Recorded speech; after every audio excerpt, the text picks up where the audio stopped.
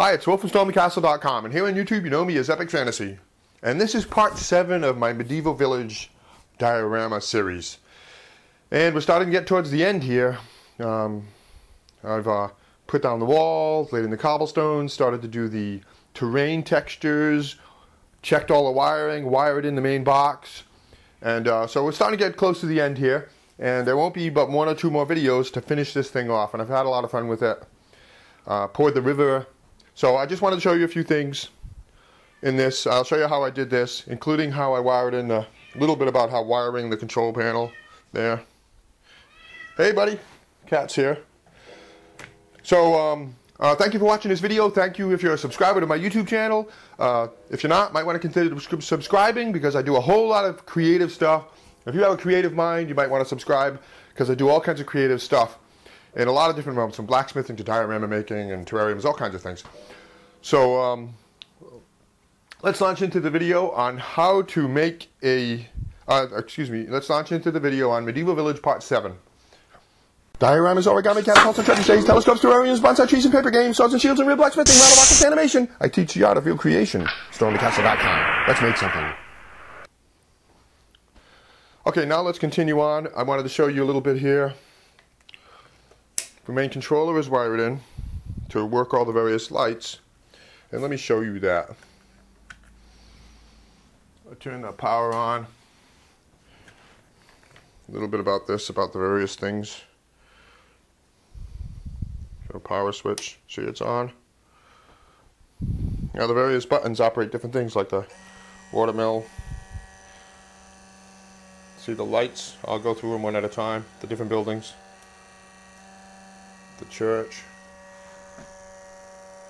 the clock tower, see it? You know, the various buildings, the blacksmith shop. So that's the wiring.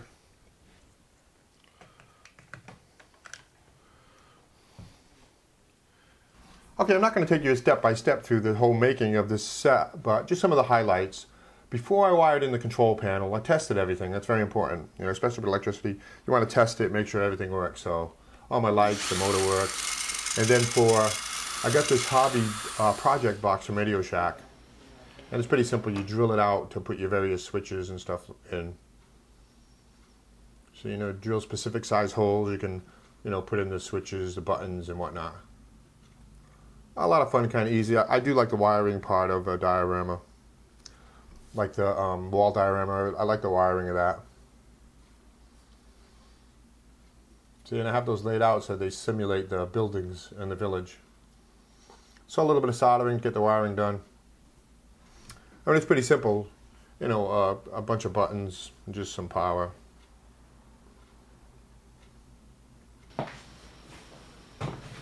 So again, we test it after we get it all connected up, make sure everything's working right, the various lights, and I'll go through them here real quick.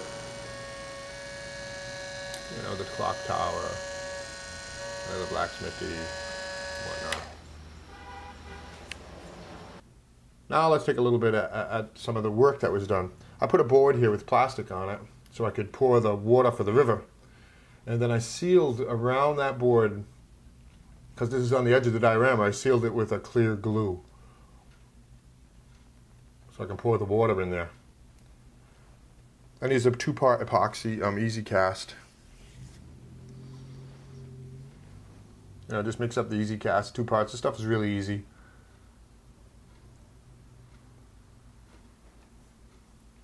And it's just equal parts of, just equal amounts of the 2 parts, and you mix them together. And then you pour them and let them dry. And I did this in multiple coats. I didn't do the whole river in 1 coat, but this shows you. And I like the way this river is up against the wall there of the village. It's kind of neat. I like that look. But after this cast, I did even another cast, and I'll probably do even another one to really fill in that river. And in the next video, I'll show you the details, the flowers and the water and all the details, and possibly finish up this diorama. So now let's take a look at the terrain. Standard terrain making stuff. You apply a white clear drying glue to the plaster shell.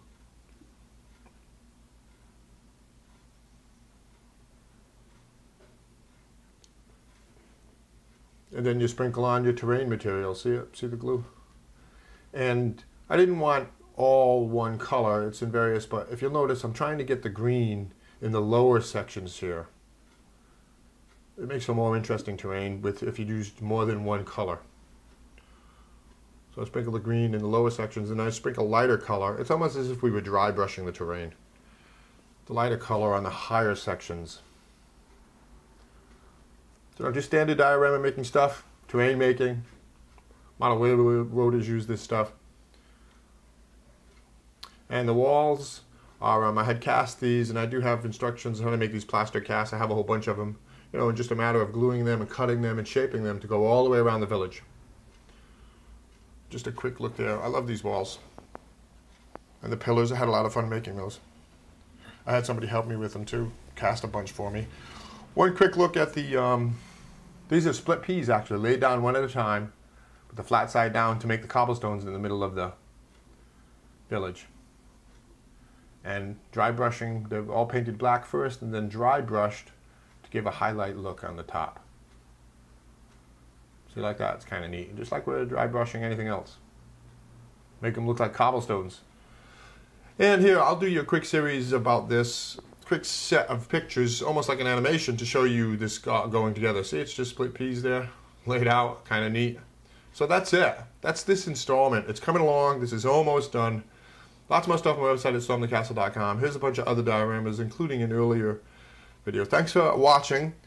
Thanks for subscribing. If you're not a subscriber, you might want to subscribe.